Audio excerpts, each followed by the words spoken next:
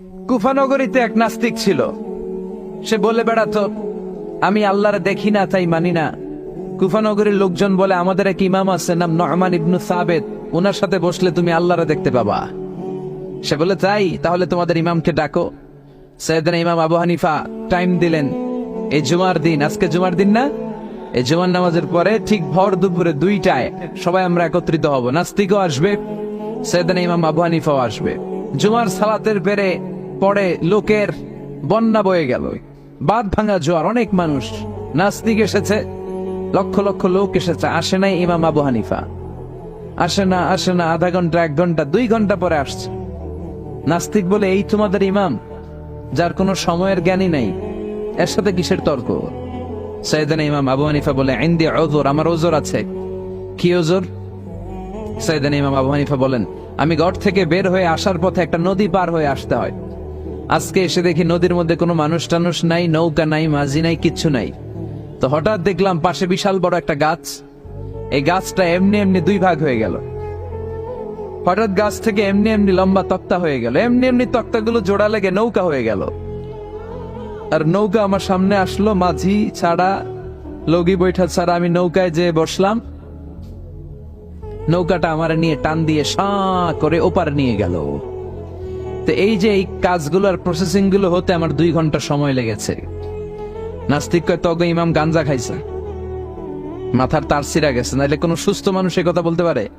এমনি এমনি নাকি গাছ ভেঙে তক্তা হয়, এমনি এমনি নাকি তক্তা লেগে নৌকা হয়, এমনি এমনি নাকি মাঝি ছাড়া নৌকা চলে?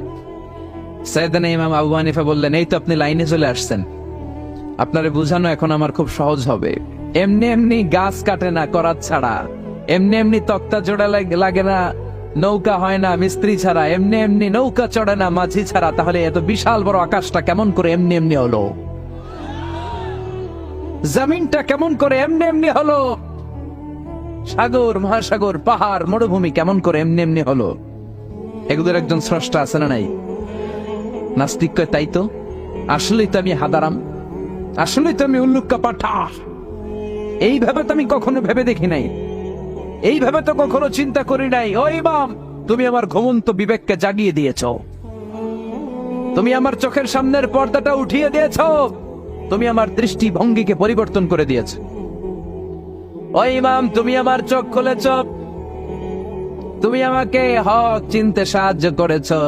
আর দেরি করতে চাই না, আমারে পড়িয়ে দাও লা ইলাহা ইল্লাল্লাহু মুহাম্মাদুর রাসূলুল্লাহ। কালিমা পড়ে মুসলমান হয়ে গেছে। আল্লাহু আকবার পড়েন। এমনি নাস্তিকদের জন্য এই সূরার ভেতরে আল্লাহ তাআলা অনেক দিগদর্শন রেখেছেন, জীবন দর্শন রেখেছেন।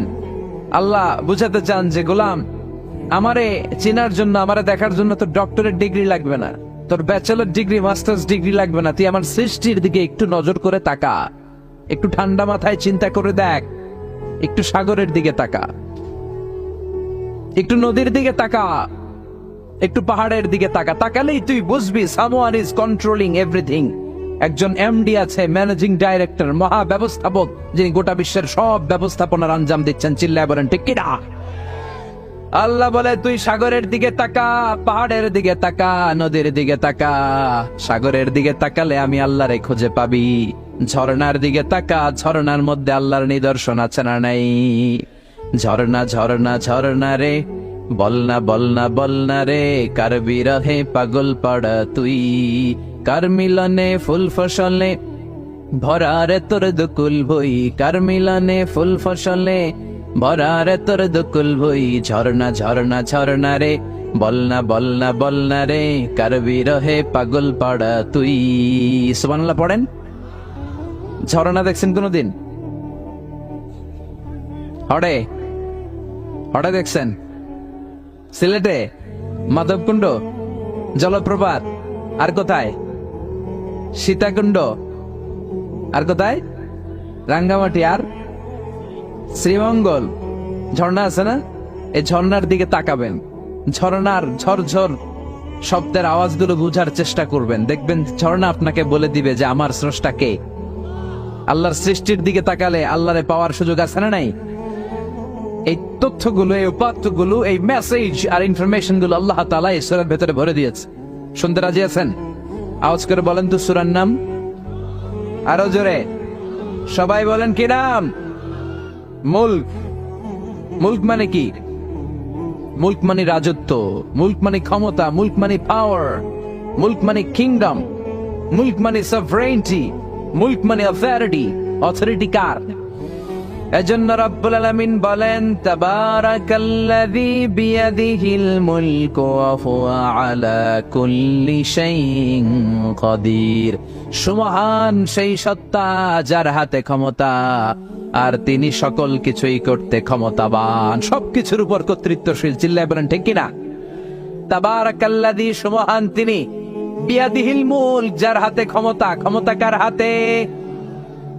নাকি প্রধানমন্ত্রীর হাতে, র্যাবের হাতে, পুলিশের হাতে, আমনেগ হাতে? আপনারা তো কোন ক্ষমতা সব আঙ্গ হাতে। সকল ক্ষমতার উৎস কে? সকল ক্ষমতার উৎস আল্লাহ। কিন্তু আমরা বলে থাকি সকল ক্ষমতার উৎস জনগণ। এটা যুক্তিতে টিকে না। কি ক্ষমতা আছে আমাদের? কি ক্ষমতা আছে? কোনো ক্ষমতা নাই। মানুষকে আল্লাহ তেমন কোনো ক্ষমতাই দেয় নাই। যেটা দিছে এটার ক্ষমতা বলা যায় না। চিল্লায় বলেন ঠিক। আসল ক্ষমতার মালিক হলেন আল্লাহ। আমাদেরকে তো আল্লাহ দুর্বল করে বানিয়েছেন। ওয়া খালাকাল ইনসানু দাঈফা, আমাদেরকে দুর্বল করে তৈরি করেছে কে? শুধু আমরাই দুর্বল না, আমি দুর্বল, আমার বাপ দুর্বল, আমার দাদা দুর্বল, আমার 14 গোষ্ঠী দুর্বল। আমরা দুর্বলের ঘরের, চিল্লায় বলেন দুর্বলের ঘরের। সেই দুর্বলের ঘরের দুর্বল কয় আমরা সব ক্ষমতার উৎস। কি ক্ষমতা আছে আমার? আজকে মাহফিলের প্যান্ডেলের পেছন থেকে বলে, কেউ যদি বলে ওঠে হুজুর সাপ, কি বলে? সব দৌড়। আমি আমার নানা ঘরে দৌড়, তুমি এদিকে দৌড়া, চাচা আপন প্রাণ বাঁচা। সাপ কথাটা তো মজা করে বললাম, এতে অনেকে খুঁজতেছে আসলে কি সাপ। আর আসলে যদি একটা anaconda, C snake, black mamba, king cobra, Python এসে ফস করে যদি প্যান্ডেলে একটা ঢুকতো, পাওয়া যেত কাউরে? কথা কন। তো এই হচ্ছে আমাদের ক্ষমতা। সাপ বাদ দেন, বাবা ব্যাং ছিলেন? ছিলেন না? না, দেবিদ্দারে তো বাবা ব্যাং নাই। কি করে? খালি লাফায়। 10টা বাবা ব্যাং, 2টা এই স্টেজে, আর বাকি 8টা প্যান্ডেলে যদি ছেড়ে দেওয়া হয়, বাবা ব্যাং আর কি লাভ দিবে? এর চেয়ে বড় লাভ দিবেন আপনারা। বাবা ব্যাঙের চেয়ে বড় লাভ দিয়ে আমরা দৌড়াইতে শুরু করব। কত অসহায় আমরা, কত দুর্বল।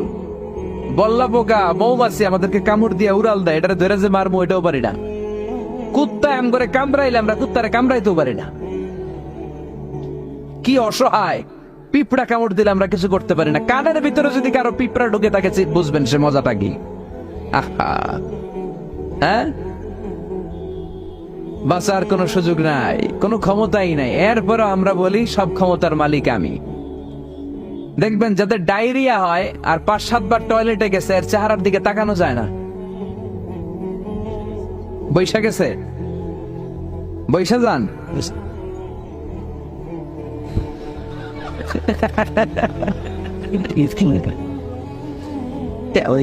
তো এই হইল আমাদের অবস্থা। 5-6 বার টয়লেটে গেলে আর ওর দইরা দাঁড় করানো যায় না। কাই মরে যাইও, আরে সবাই মাফ করে দেন, আই আর হাইতেন না, আমি পারবো না, আমার মাফ করে দেন। পারবি না কেন? তুই না ক্ষমতার উৎস। কথা কন। আসলে আমাদের কোনো ক্ষমতা নাই, আমরা দুর্বল। আসল ক্ষমতার মালিক একজন, চিল্লায় বলতে হবে তিনি কে। আমরা যে কত দুর্বল। ন্যাচারাল ক্যালামিটি অর ডিজাস্টার যখন হয়, প্রাকৃতিক দুর্যোগ, তখন নিজের অবস্থা খেয়াল করবেন। বন্যার সময় মানুষের কি অবস্থা হয়, ঠিক কিনা? ভূমিকম্পের সময় কি অবস্থাটা হয় আমাদের। রাত 3টার দিকে যদি ভূমিকম্প হয়, দৌড়, লুঙ্গি পইরা দৌড়, লুঙ্গি ছাড়াও দৌড়, আগে যান বাঁচাও। পাগল হয়ে যায়। বাচ্চাটারে কোলে নিয়ে দৌড়াবো, না স্ত্রীকে ঘুম থেকে জাগাবো, না ভাড়াটিয়াদেরকে উঠাবো, না নিজেই ছাদের উপর থেকে লাফ দেবো। ত্রাস, ভয়, ভূমিকম্প, সবাই দৌড়। দেখবেন ভূমিকম্প হইলে বাড়িওয়ালাও দৌড়, ভাড়াটিয়াও দৌড়। নাকি ভাড়াটিয়ারা দৌড়ায়, বাড়িওয়ালারা দৌড়ায় না? কথা কন। ডোনাল্ড ট্রাম্প যে বিল্ডিং এ থাকে ওইটাতে ভূমিকম্প হইলে ডোনাল্ড ট্রাম্প তো দৌড়াবে না, না? ডোনাল্ড ট্রাম্পও দৌড়াবে। আমি কিছু টেলিভিশনের লাইভ প্রোগ্রাম দেখেছি, ওখানে উপস্থাপক আর অতিথিরা ক্যামেরা ট্যামেরা মেকআপ টেকআপ নিয়ে বসছে, একটু পরে শুরু হয়েছে ভূমিকম্প। মাইক থুইয়া দিয়া উপস্থাপক দৌড়। তো যেহেতু মেকআপ টেকআপ একেবারে ক্যামেরা ট্যামেরা সব সেটিং, অতিথিরা ওঠে না, একটু পরে আবার নাড়াচাড়া, এবার অতিথিও দৌড়। বাঁচার জন্য সব দৌড়। এই হচ্ছে আমাদের ক্ষমতার দৌড়াত্ম। এরপরও আমরা বলি আমরা নাকি ক্ষমতার উৎস। তুফান হলে, এইখানে একটা তুফান হলে 70 কিলোমিটার বেগের জাস্ট বাতাসটাকে যদি আল্লাহ এর তীব্রতা যদি বাড়িয়ে দেয়, সব দৌড় আমরা। কথা কন, আল বাহরু জুনদুম মিন জুনুদিল্লাহ, আর রিহু জুনদুম মিন জুনুদিল্লাহ। বাতাস আল্লাহর সৈনিক, আগুন আল্লাহর সৈনিক, তুফান আল্লাহর সৈনিক।